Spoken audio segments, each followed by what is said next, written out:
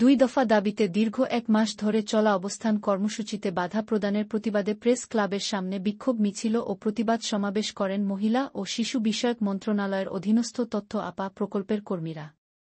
এ সময় তারা বলেন, পুলিশ ভাইদের মার খেয়ে আমরা আমাদের অনশন ভাঙি। তারপরে ষষ্ঠ দিন থেকে আমরা লাগাতার অবস্থান কর্মসূচিতে আসি। তো আমাদের প্রধান কার্যালয় তারা যদি এতটাই আন্তরিক হতো, তারা যদি এতটাই ভালো হতো, সচেতন হতো, সরকারকে বিতর্কিত করতে না চাইতো, ওনারা কি আমাদের সাথে এসে দেখা করতেন না?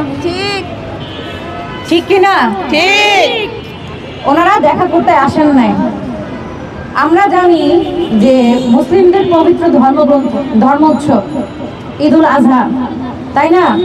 আমরা তো রাস্তায় কাটালাম। আমাদের অভিভাবকরা এসেছিলেন? এসেছেন কেউ? আসা উচিত ছিল? আসে নাই। তাহলে নিশ্চয়ই কোনো একটা তো ঝামেলা আছে যার কারণে ওনারা আসতে চান না। ওনারা ডিরেক্ট একটা ট্যাগ লাগিয়ে আমাদেরকে বিদায় করতে চান। আমরা নাকি আওয়ামী লীগের সময় আমরা বিভিন্ন স্কুল কলেজ, তারপরে ইউনিভার্সিটি, ছাত্রলীগের আমরা নাকি সদস্য ছিলাম। তা আমরা সরকারকে অনুরোধ করব আপনাদের মাধ্যমে যে আমরা যে এখানে 1500 কর্মী আছি, তাদের ভিতর থেকে যেন 25 জনকে খুঁজে বের করে যারা স্টুডেন্ট লাইফে ছাত্রলীগের সাথে জড়িত ছিল। এবং আরেকটা অভিযোগ আছে যে টাকা দিয়ে ঢুকেছি। ঠিক আছে, যারা টাকা দিয়ে ঢুকেছে আপনারা তাদেরকে প্রমাণ সাপেক্ষে বের করে দেন, কিন্তু আমরা যারা আছি তাদের চাকরি আপনাদেরকে দিতে হবে। রবিবার থেকে সোমবার থেকে লাগাতার ওনারা শোকজ দেয়। এমন সব মানুষকে শোকজ দিয়েছে যারা কিনা 7-8 মাস আগে চাকরিতে চলে গিয়েছে। এমন সব মানুষকে শোকজ দিয়েছে যারা কিনা এই 26 দিন, তখন 26 দিন চলমান, সেই পর্যন্ত একদিন এসে এইখানে বসেন নাই, তাদেরকেও শোকজ দিয়েছে।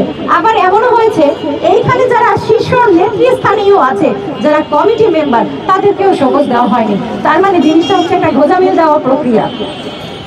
এবং আমাদের উপদেষ্টা মহোদয়কে দেখানোর জন্য আজকে গিয়ে চিন্মৈত্রী সম্মেলন কেন্দ্রে একটা অনুষ্ঠানের আয়োজন করেছে আমাদের অফিস, যেখানে তথ্য আপা নামে নেওয়া হয়েছে। কাদেরকে সেটা বলতেছি, আগে তো আমাদেরকে ফোন দিয়ে কনফারেন্স করার ট্রাই করা হয়েছে যে এরকম 26 তারিখ চিন্মৈত্রী সম্মেলন কেন্দ্রে একটা অনুষ্ঠান আছে, আপনি সেখানে আমন্ত্রিত, আপনি সেখানে আসবেন।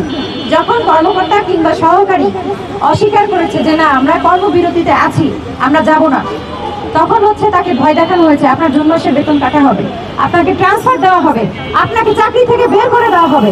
এমনকি এভাবেও বলা হচ্ছে যে 1 বছর যে এক্সটেনশন হবে, চিঠিটা পাওয়ার সাথে সাথে আপনাকে বের করে দেওয়া হবে। তাহলে শারমিন মুর্শিদ আপা যদি এই ভাষা বুঝতে না পারেন, তাহলে বলতে হবে যে তিনি আমলাদের দ্বারা পরিচালিত হচ্ছেন। তিনি যেহেতু, তাকে আমরা আন্দোলন কর্মী হিসেবে চিনি, শারমিন আপাকে আমি অনুরোধ করব যে আপনি আপনার ওই পদ ছেড়ে দিন, আপনি সেখানে একজন যোগ্য মানুষকে বসতে দিন যে আমলাদেরকে প্রতিহত করতে পারবে। আর বিপক্ষে আপনারা এই নারীদের সম্পর্কে যে সমস্ত ট্যাগ দিয়েছেন এবং সেই ট্যাগ দিয়ে তাদেরকে বাসায় ফিরে যেতে বলছেন, অর্থাৎ তাদেরকে বাড়িতে গিয়ে তাদের কর্মক্ষেত্রে একটা সহিংসতার মধ্যে আপনারা তাদেরকে ফেলার যে আয়োজন করেছেন, সেই আয়োজন আপনাদেরকেই বন্ধ করতে হবে। এই নারীদেরকে সম্মানজনকভাবে তাদের বাসায় ফিরিয়ে দিতে হবে। বাংলাদেশ নারী মুক্তি কেন্দ্রের পক্ষ থেকে আমাদের পূর্ণ সমর্থন আছে, এই আপাদের সাথে আমরা আছি। এবং আপনারা বলেছেন 4টা মন্ত্রণালয় এখানে জড়িত, সেই 4টা মন্ত্রণালয় অবিলম্বে বসে আপনারা সিদ্ধান্ত নিন, কারণ এই মন্ত্রণালয়গুলোর জন্যই মানুষ তৈরি হয়নি, মানুষের জন্যই মন্ত্রণালয়গুলো সৃষ্টি হয়েছে। ফলে এখানে কি আইন আছে, কি নিয়ম কানুন আছে, সেগুলি আপনারা ঘেঁটে দেখুন। এবং ওনাদের যে কথাগুলো বলেছে, এই সরকার আমলে আপনারা অনেকগুলো প্রকল্প হাতে নিয়েছেন, আপনারা কাজ করেছেন, আবার আপনারা বলছেন যে সরকারের টাকা নেই। প্রতিদিন যে ট্যাক্সের টাকায়, জনগণের ট্যাক্সের টাকায় যে রাজস্ব ভরে, সেই টাকাগুলো কোথায় যায়? আর এই 1 বছরের টাকা দিয়ে তো আপনি সারা বছর, অন্যান্য যে বছরগুলো সেগুলো চালাবেন না। প্রতি বছরই রাজস্বে জনগণের যে ট্যাক্সের টাকা, সেই ট্যাক্সের টাকা আসবে এবং সেটা জনগণের কল্যাণেই আপনার আপনাদেরকে খরচ করতে হবে। ফলে সেই উদাহরণ আপনারা সৃষ্টি করুন। এবং আরেকটা যেটা বিষয়, যে এখানে বেকারের সংখ্যা বাড়ছে, আপনারা কোথায় নতুন নতুন চাকরির ব্যবস্থা করবেন তা না করে এখানে প্রকল্পের মাধ্যমে, আউটসোর্সিং এর মাধ্যমে জনগণকে তার কর্মচ্যুত করবেন, এটা কোনোভাবেই মেনে নেওয়া যায় না। এবং এখানে আউটসোর্সিং যে পদ্ধতিটা এখানে যার মাথায় এসেছে, তিনি আসলে কোন জায়গা থেকে এখানে ভেবেছেন এখানে যে আউটসোর্সিং এ যারা কাজ করেন তাদের কি অধিকার আছে? তাদের জন্য কোনো ধরনের অধিকার সেখানে সংরক্ষিত নাই। আর সরকার সেই আউটসোর্সিংকে বুক ফুলিয়ে তারা প্রচার করছেন যে আউটসোর্সিং এ লোক নেওয়া হবে। আমরা বলছি, আমরা নারী সংগঠনের পক্ষ থেকেও এই আউটসোর্সিং বাতিলের দাবি জানাচ্ছি।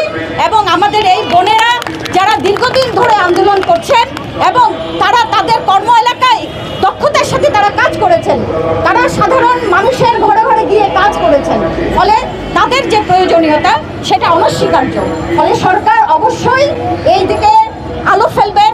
আমরা শুনেছি ডক্টর মোহাম্মদ ইউনূস, ওনার কাছে নাকি নারীর যে ক্ষমতায়ন কিংবা নারীর যে অধিকার সেটাই হচ্ছে প্রায়র, সেটাই প্রধান।